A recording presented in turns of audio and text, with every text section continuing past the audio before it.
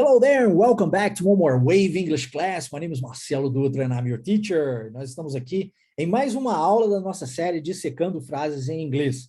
E na frase de hoje, nós temos No matter how hard your life is, go to bed grateful, you still have won. O que essa frase quer dizer? Não importa quão difícil a sua vida seja, vá para a cama feliz, satisfeito, agradecido porque você tem uma cama. Parece besteira isso, né? Mas a gente só consegue alterar os momentos negativos nas nossas vidas quando nós nos sentimos bem com eles. Mas quando eu digo isso, parece também um pouco complexo, né? Porque, poxa, se eu vou me sentir bem com aquilo que eu estou vivendo de ruim, então eu vou me acomodar com o ruim que eu vivo? Não, não é isso que eu quero dizer. O que eu quero dizer é que você deve se sentir bem, independente da situação, para que então você possa ter o pensamento certo para alterar essa situação por completo e viver o momento que você tanto deseja, tá? Então vamos falar sobre isso nessa frase de hoje. Tem muito conhecimento aqui dentro dessa frase, né? Muita coisa bacana para eu entregar para você relacionada ao inglês e também essa ideia por trás dessa frase em si, ou seja, gratidão, gratidão. Vamos falar sobre isso ainda hoje. Então, dando sequência, nós temos aqui o início da nossa frase, onde nós temos a palavrinha, as duas palavras, né? No matter. No matter, que quer dizer it's not important. Então, se eu quiser falar que algo não é importante, eu posso simplesmente utilizar no matter, ok? Se eu for fazer isso de uma forma mais bonitinha, mais acertada, digamos, gramaticalmente falando, né? Eu poderia dizer it doesn't matter, tá? Assim como it's not important. Mas eu posso sim usar isso de uma forma mais informal e dizer simplesmente no matter, no matter. E aí eu posso perguntar para você assim, imaginamos, né? Eu falo para você, você quer o milkshake de chocolate ou o milkshake de morango? E você fala, no matter, né? Tanto faz, né? Não importa. Tanto um quanto o outro está bom o suficiente. Percebe? Então, no matter, it's not important. It's not important. Beleza? Ok. Dando sequência na frase, nós temos how hard. E how hard, o que nós temos aqui é o how mais um adjetivo. Isso é muito comum em inglês, tá? Muito comum. Eu trouxe apenas outros 3 exemplos para você entender, mas é muito comum. No caso, how hard, quão difícil. A palavra hard, ela tem um sentido de duro, mas também tem um sentido de difícil. Então, se eu disser how hard, eu quero nessa frase em especial dizer quão difícil.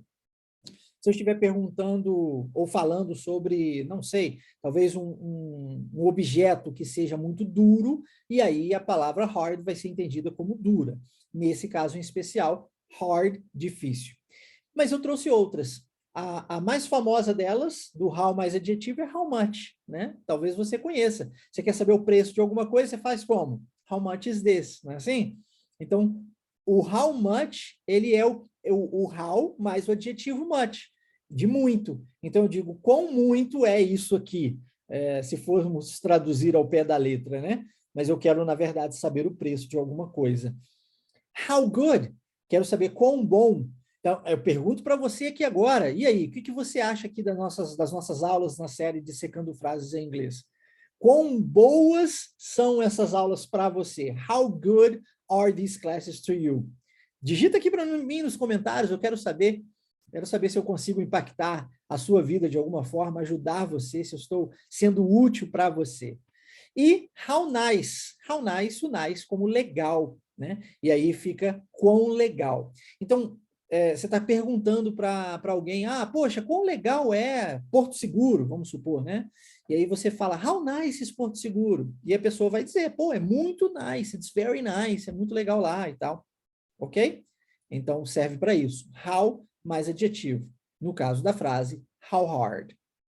Dando sequência, your life is. E aqui eu quero chamar a sua atenção especificamente para a pronúncia disso, porque nós fazemos aqui uma junção da palavra life com is, e aí fica life is. Parece que é uma palavra só, né? Your life is. Ó, your life is. Mas, na verdade, nós temos 3 palavras. Your life is. Juntando, your life is. Tá? Preste atenção nisso, porque esses detalhes são muito importantes.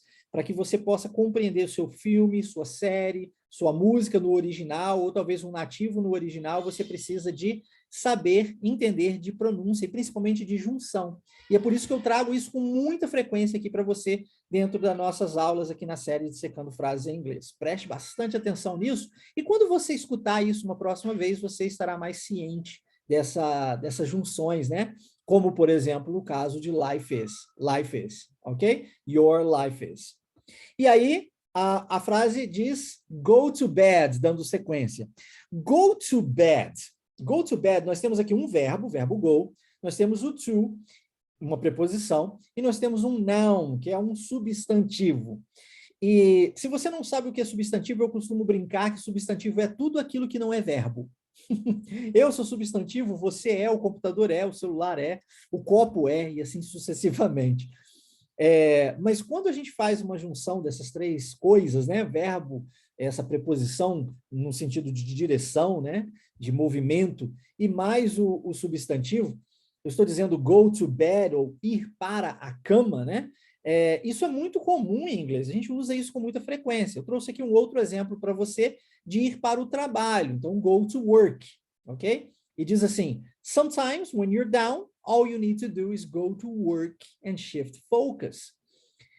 Olha, eu já experienciei isso muitas vezes na minha vida, muitas vezes. E eu posso passar isso para você como experiência própria. Mas eu também já lidei com muitas pessoas ao longo da minha história. Afinal de contas, se você não sabe, o que eu fiz foi uma junção da psicologia com o ensino linguístico. Então, dentro dos atendimentos terapêuticos, isso acontece com muita frequência, existe algo chamado psicoeducação, onde nós orientamos as pessoas dentro daquilo que a psicologia diz como o caminho, né, a ser trilhado ali, a ser experimentado, não a ser trilhado, digamos, porque não existe mapa do sucesso, nem fórmula mágica, mas para ser experimentado. E uma experimentação que eu gostaria que você fizesse de agora em diante, caso você ainda não faça, eu posso dizer por conta própria, eu faço isso com muita frequência, já fiz muito no passado e continuo fazendo. Todas as vezes que eu tenho um momento difícil na vida, que eu estou feeling down, né, como diz aqui a frase, que eu estou para baixo, o que eu faço? Eu vou para o trabalho, né? Eu corro para o trabalho. Por quê? O trabalho, ele me faz mudar o foco. E quando eu e você olhamos apenas para o problema, a gente não acha solução para o mesmo. Então é importante olhar para a solução, buscar uma solução para esse problema. Para fazermos isso, a gente precisa de mudar o foco do problema em si. E quando eu vou para o trabalho, por mais que eu tenha um problema a ser resolvido, aquilo está, né, como a gente fala em inglês, on the back of my head, né? E aí, de repente, eu olho para uma criança passando na rua e eu tenho o que nós chamamos de insight. Já ouviu essa palavra? Um insight que é talvez aquela solução que você tanto esperava para resolver aquele problema. Por que isso acontece? Porque nós estamos pensando nisso, nós estamos buscando uma solução para isso. Mesmo que nós estejamos fazendo outras coisas, o cérebro não vai parar de buscar uma solução porque ele entende que isso é benéfico para você, isso é em prol da sua sobrevivência, e por sobrevivência ele precisa agir, né? Porque senão você morre. Então é importante que você shift focus, mude o foco, né, do problema em si e parta para fazer outras coisas, porque o seu insight vai vir, a resposta para o seu problema virá, das formas mais inusitadas, nas situações mais diversas. Pode acreditar, isso geralmente acontece com muita frequência, e eu tenho certeza que se você ainda não viveu isso antes no passado, você coloca em prática na sua vida, certamente você vai achar melhores soluções para os seus problemas, quando você olhar por um outro prisma, né? Fazendo outras coisas, que não simplesmente sentado e pensando no problema, que tira completamente a sua capacidade de resolver, né? De solucionar isso daí que você está vivendo, tá bom? Beleza, dando sequência então, nós temos grateful. Aqui é o coração dessa frase, né? Being grateful, que tem a ver com gratitude, ou seja, gratidão. Seja grato pelaquilo que você tem, independente do momento no qual você está vivendo. E aí, quando você é grata pelo ar que você respira, pela cama que você dorme, pela comida que você come, pelas coisas mais básicas, mais simples que você possui, quando você tem essa gratidão, novamente, há um shift of the focus, né? Seu foco muda. E quando o seu foco muda do problema, você acha a solução, né? Então, a ideia toda é resolver o problema e não estagnar no problema, não é assim? Para você sair desse problema, para parar de patinar, você vai precisar de mudar o foco. E para isso, a gratidão é incrível como isso funciona. Por mais que você esteja chorando, com muita dor, com muito sofrimento no seu coração, no momento de mais angústia, se você começar a agradecer e se você forçar um sorriso via comando aferente, ou seja, de fora para dentro, o seu cérebro entenderá isso. E ele vai alterar o sentimento, porque não é possível você estar triste e feliz ao mesmo tempo. Ou você está triste, ou você está feliz. E quando você está triste, você pode empurrar essa tristeza para fora, alterando o pensamento. Percebe? E quando você faz isso, você consegue ter pensamentos melhores, uma capacidade de enxergar as situações de uma forma infinitamente melhor, para que assim você solucione o seu problema. Eu vou contar uma história para você rapidamente. Certa vez eu estava vivendo um momento de muita dor e muito sofrimento na minha vida. Eu me lembro que eu estava dirigindo o carro de uma cidade para outra e estava chovendo apenas para mim. Porque lá fora estava um sol, mas como eu estava chorando muito, muito, parecia que o para-brisa estava aquela chuva que você não enxerga 2 metros à sua frente. Já viveu essa situação antes? Pois é. E aquele chororô todo que eu estava vivendo ali, né? Chorando de soluçar mesmo, muita dor, tá? Não sei se você já passou por isso. Eu já, algumas vezes. Mas esse momento marcou muito a minha história. Por quê? Sabendo como fazer, tudo é mais fácil. Quando a gente quer sair do lugar e alcançar alguma coisa, sem saber como fazer, a gente vive dando murro em ponta de faca, né? Na base da tentativa e erro. E aí muitas vezes a gente se frustra, muitas vezes a gente acha que o problema está com a gente, e não está. Você tem potencial em você, você precisa saber o como para resolver. Eu sabia como fazer para tirar o foco do problema. Então, o que eu fiz? Naquele momento, dirigindo, momento que eu não conseguia enxergar nada na minha frente, né? Eu comecei a agradecer. E comecei a agradecer por tudo, pelo ar que eu respirava, pela família, pelo carro, pelo momento que eu estava vivendo ali naquela hora, sabe? Por estar vivo, enfim, pelas coisas mais simples, das mais simples até as mais complexas dentro da minha história. E naquele momento, eu forçando o sorriso, né, para que o cérebro entendesse o comando e alterasse o sentimento, eu consegui parar de chorar aos poucos e, de repente, eu consegui me sentir mais apto a enxergar a situação, não olhando para o problema, mas de um olhar mais amplo, para assim achar a solução. E parece besteira isso, né? Mas naquele período que me restava ainda de viagem, e não era uma viagem muito longa, eu consegui achar a solução para o problema. Percebe como que olhar para o problema é um tiro no pé? É você continuar, persistir nele. Se você quer achar soluções para o seu problema, você precisa de um olhar mais amplo. Você precisa ampliar a sua visão. E para isso, a gratidão é incrível, funciona super bem. E eu quero saber de você agora, deixa aqui para mim nos comentários. What are you thankful for? Você é agradecido por quê? O que é que você tem na sua vida que você olha e fala, eu sou agradecido por isso, né? Como eu disse, comece das coisas mais simples até as mais complexas. Certamente que isso vai te ajudar e te ajudar bastante, tá bom? Ok, dando sequência então, nós temos you still. E aqui eu quero falar sobre a palavrinha still e trazer um outro conhecimento para você, que é da palavra yet. Porque ambas são iguais, porém diferentes. Como assim, Marcelo? É o seguinte, have you been to the USA yet? Né? Eu estou fazendo uma pergunta para saber se você já foi aos Estados Unidos.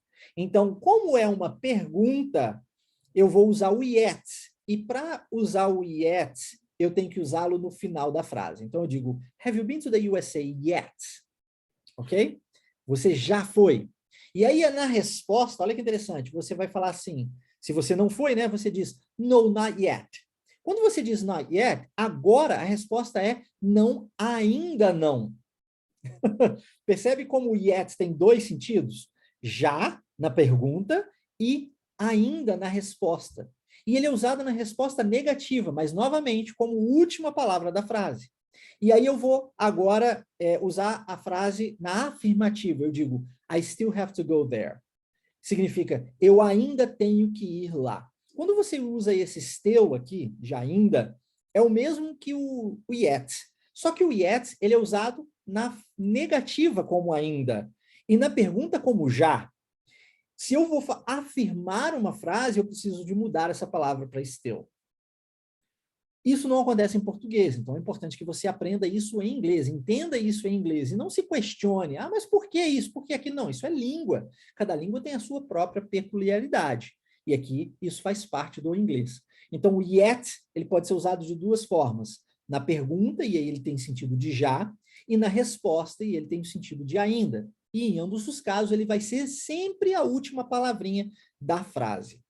O still já é usado no meio, né? Ali mais ou menos logo depois do sujeito, como nós temos aqui, antes do verbo. Então, I still have. E o sentido de still é o sentido de ainda. Então, quando na frase, na nossa frase aqui, nós dizemos you still, é porque é você que ainda tem uma cama, né? Lembra que a gente precisa ser grato por tudo? Grato, inclusive, pela cama na qual nós dormimos? Então, o still aqui tem o sentido de ainda. Ok? Alright. E para fecharmos, nós temos o finalzinho da frase have one. Então é you still have one, ou seja, você ainda tem um ou uma. Mas o que esse one quer dizer? É o número 1, Marcelo? Não. Ele é um pronome substituto, né? A gente chama isso em inglês de pronoun substitute. Ou seja, você está substituindo uma palavra que foi mencionada anteriormente só para que não fique repetitivo a frase. Então, ao invés de eu falar bad mais uma vez no final, é como se, olha, voltamos aqui na nossa frase, né? Nós temos a frase, no matter how hard your life is, go to bed grateful, you still have a bed. Ao invés de eu usar essa palavra bad de novo, que eu já falei anteriormente, eu substituo ela pela palavrinha one. Ok? Então, you have one. One representando a última palavra que foi dita. E eu trouxe aqui outro exemplo para você entender melhor. I have a blue car and my friend has a black one. Então, ao invés de eu dizer I have a blue car and my friend has a black car, eu substituo a palavra car pelo pronome one. E aí fica I have a black one. E o one representa sempre a palavrinha que foi mencionada anteriormente. Ficou claro? Então, a frase diz... No matter how hard your life is, go to bed grateful you still have one. Lembre-se, olhar para o problema é continuar no problema. Se você deseja achar a solução para o mesmo, é importante que você esteja agradecido pelas coisas mais simples que você possui hoje, para que então você possa chegar exatamente onde você deseja. Espero que essa aula tenha sido útil para você, que eu possa ter ajudado você de alguma forma. E se sim, lembre-se de deixar aqui o seu joinha e o seu comentário para mim. Se você deseja receber esse PDF da nossa aula de hoje, basta entrar em contato comigo diretamente no número 32 98810 3208, está aparecendo aqui no canto inferior esquerdo da tela. E se você deseja participar da imersão Inglês Fluent Wave, acesse waveidiomas.com. Lá você vai receber muito mais conteúdo gratuito, de qualidade, para você falar inglês fluente de verdade. Forte abraço, take care, and see you next time.